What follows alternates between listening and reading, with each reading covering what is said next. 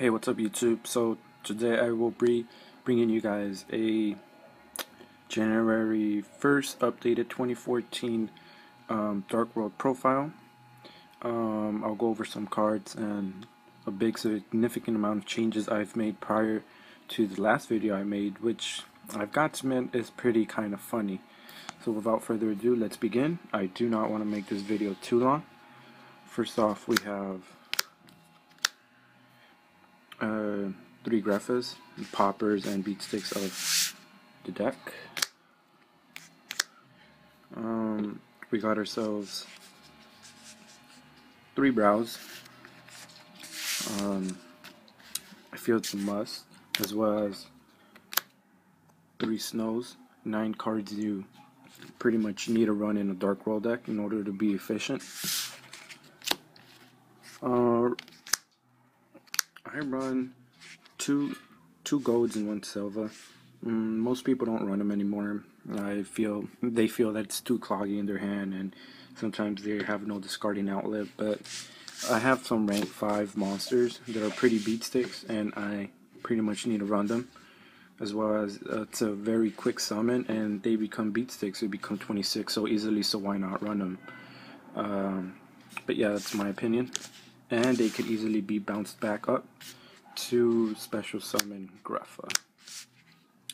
Next we run 2 beige. Pretty much is like a spam card. The ability to normal summon and special summon lets you get the Greffas out of your graveyard really quick. As well as I feel that I put in these better than Archfiend, just due to the fact that Archfiend is good, but you can't really discard them, and plus from it, while these could be special summoned when discarded. So I don't know. I'm playing 2, and so far they're really good because of the spam effect. Next we run 2 Fabled Ravens.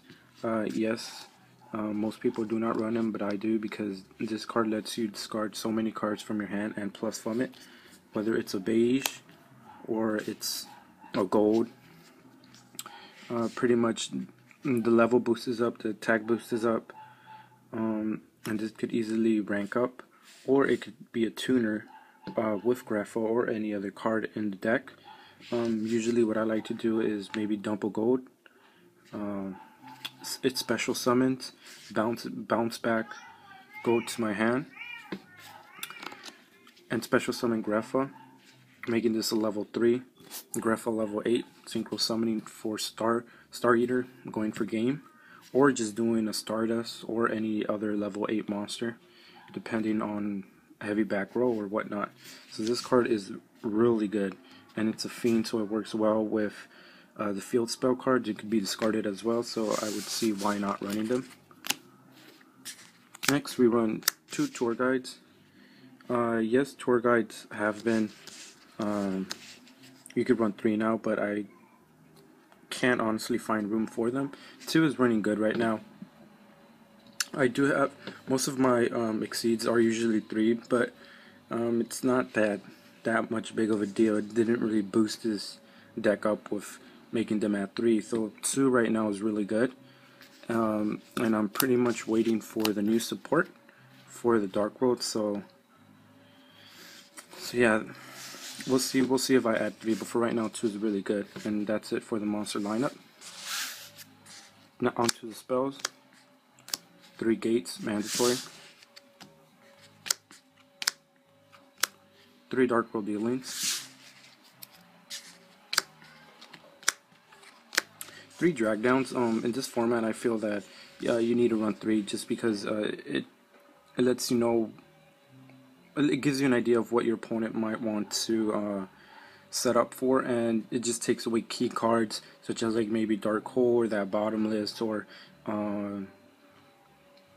that dark dragon ruler. I don't know, it just has so many options with this card, and plus you draw from it, so I would see why you wouldn't run it. It's a really good card in my opinion, and that's why I'm still running these at 3.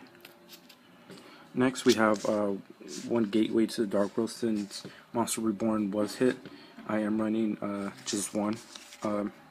Just what I mostly like to do is just on their end phase, special summon a snow or a brow, or bounce that back up, special summon Grapha, and then from there on just do combos. One Dark Hole and one Lure of Darkness. I used to run 2 upstarts, but I needed space in my deck, so I decided to just run a Lure. It gives me 2 cards easily, and I could just easily remove Brow and then just Exceed and then take out a Leviair to bring it back. So I felt that this card it gave me access to more cards quicker, as opposed to Upstart and then giving them 1,000. So that's why I only decided to run a Lure and not Upstarts anymore. And lastly, Dark Hole, because it's Dark Hole. Onto the traps. One Eradicator. I really wanted this card to come back at 2 probably, but I guess they decided not to. But pretty much 1 is really good. 2 Dark Smugs. Yes, Dark Smugs are very necessary in this deck, and I will explain why coming up right now, like in a few seconds. But yeah, pretty much this card helps you get rid of Lightsworns, Monarchs like Frogs and whatnot. Boojins, just target some of their monsters in their graveyard and then just plus from it, dump a gold, return gold, and then special summon Grapha. So I would see why not running into that too. And then these 2 cards I was told about. Forced Requisition. It's really good card. I don't know if you could read it right here. So pretty much every time you discard a card, your opponent has to discard the same amount. So this works well with Dark Smug, your field spell, heck, even Fable Raven. What I like to do is I like locking them down when they draw. Well, I like pretty much doing Fabled Raven, maybe discarding 2 cards, and then from there on they have to discard 2. And then I've had that opportunity where they only have maybe 1 card or no cards, and then on their turn with Dark Smug, I remove from play one of their monsters, and just pretty much take away that only draw that they had. So pretty much every turn I'm leaving them with no hands and sometimes no back rows, no monsters. So there is no way for them to win, because with Forced Requisition, I'm taking away their draw or certain key cards that they may need. And this card goes really well with Dark World Dealings, because pretty much they have to discard 2 cards instead of 1. First they draw, then they discard normally, and then because I discarded, they have to discard again. So it is really good card. I feel that this card is broken actually in this deck. So I decided to run 2, not 3. 3 is a little cloggy, but 2 is just running perfectly well.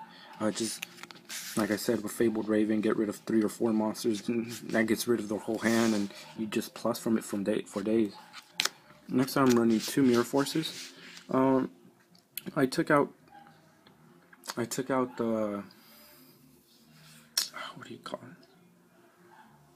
Well, I took out 2 cards that I felt that wasn't really needed.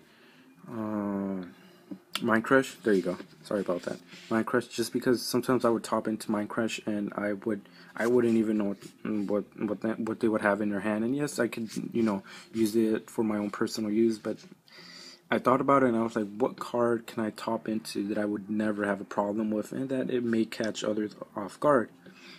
And so I decided to run Mirror Forces.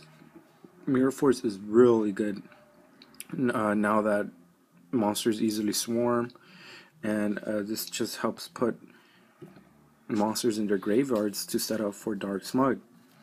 So yes, Mirror Force is really good, and like I said, you could never go wrong with top decking the Mirror Force, because it will save games, and it has for me. So that is why I decided to run 2 Mirror Forces and take out the Mind Crush. And on to our last traps. 3 Scale Drains. Yes, Scale Drain is a must in this deck, I believe, especially now with Boojins and multiple Exceeds, zombies, and whatnot. This card just puts a dent it just pretty much puts a dent for them to go off. And I feel that pretty much this does not affect your game whatsoever. Grapha, gold, and anything you summon, it will not affect it unless you exceed. But this is why you play this smartly, not recklessly. This has won me games, and yeah, I could run it at 2, but 3 is just really good. Sometimes I draw 2, and I set both of them down because these are going to be the targets for the MSTs. So this is why I'm running 3 skill drains. It just puts a dent, you know, it just flattens their tires and just gives you enough time to build up for the next combo or the next setup that you want to do. So this is why I run 3 skill drains. Onto the extra deck. For the level 3s, we have standard Wind-Up Zenmain, Xavier, and Acid Golem. For the 4s, we run number 66 Master Key Beetle and Steel Swarm Roach. I am thinking about I will take Steel Swarm Roach out and put in either Lavalva Chain. They'll most likely put in Lavalva Chain, or if a new Exceed comes out. For the level 5s, we run T-Ross, Keeper of Genesis. This card is really good. And number 61 Volcrosaurus. This card is actually one of the best level 5s there is. Just the ability to pop one of the monsters and they take equal damage. Let's say they have a blue eyes. Get rid of that blue eyes and inflict 3,000 damage. That's easily like game, in my opinion. For the level 8s, we run 1 Neo Galaxy Eyes Photon Dragon because this is so easily made with the 3 Graphas and Heretic Sun. The Heretic Sun, because sometimes you just need to blow up the field or a certain amount of cards, and this card does it. And lastly, for the level 8, 1 number 22 Zombie Stein, because 2 level 8 Dark Monsters, 2 Graphas, and look at that attack, 45. That is just ridiculous. Easily made and can easily win you the game. And his effect isn't all that bad. But yeah, just pretty much a beast deck.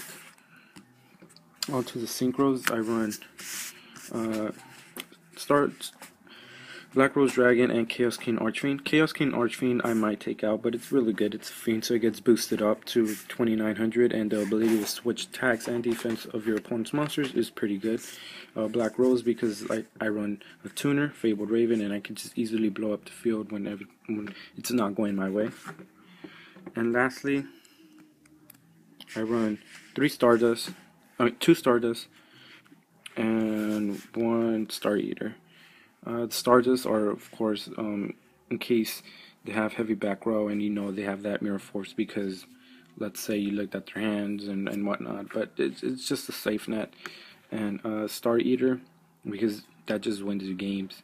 So that's pretty much it. That's the extra card deck. I do not have right now a side deck because I need to see what's going to top. So for now, I'm just leaving it as is and just waiting to see what I'm going to need a side deck for. But as of right now, this is the deck, and it runs really good. Try it out on Dueling Network. You won't regret it. I feel it's the best build right now. I've seen some with Malefic Stardust Dragons, but it really doesn't. Malefic is good. I've tried it, but sometimes it puts a dent. You can't really do nothing with it when you don't have the right cards. And with this deck, you always have the right cards. There's never a draw where you're like, oh dang, you know, I need to set up with another card, so you need to wait. No, this deck is very consistent, runs very well, and pretty much you'll enjoy this deck. I feel that it's a top tier deck. So yeah, you know, just leave any comments, any suggestions on what you think I should take out. But other than that, you know, oh, and one more thing, I do have some cards that I want to get rid of.